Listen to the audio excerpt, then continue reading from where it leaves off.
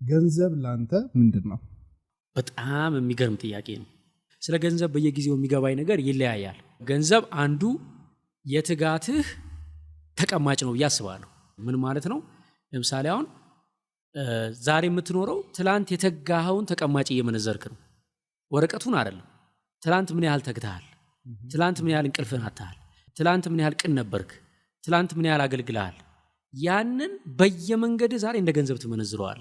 ለምሳሌ እኔ እግዚአብሔር አምላክ ክብር ምስጋና ይግባው ማለት የሱን ክብር ያው መቼም በአግባቡ ክብሩን አልሰጠውም እሰርቃለሁና የራሴ ያስመሰልኩ ስለምኖር አንዳንድ ቢሮ ሲሄድ ሰዎች በጣም ግፊያ ያለበት በጣም ሰልፍ ያለበት ተመላልሰው ሰዎች ጉዳያቸውን ያልጨረሱበት ቦታ እኔ ሲሄድ በር ላይ የተሰለፈውም ውስጥ የሚያስተናግደው በጣም በፍቅር የማይገባኝን ክብር ሰጥተውኝ እሺዬ ግባ ቅደም ብለውኝ አንድ ቦታ የገጠመኝ የሚገርመኝ ክፍያ አለ አገልግሎቱን አግኝቼ ይከፈላል 6000 ብር ነው ምናምን እና ሰልፉ በጣም ብዙ ነው ለመክፈል።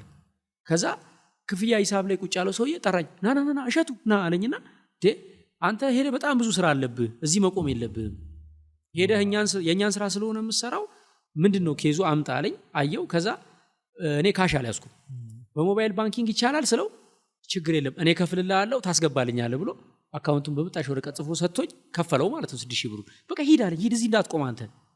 ይሄ ገንዘብ ነው። ገብቷል? ምን ማለት ነው? እኔ ለምሳሌ እዛ ጋር ሙሉ ቀን ብቆም እዚህ ጋር የምቀረጸው ነገር የምሰራው ነገር ይስተጓጎላል፣ ገንዘብ አጣለሁ።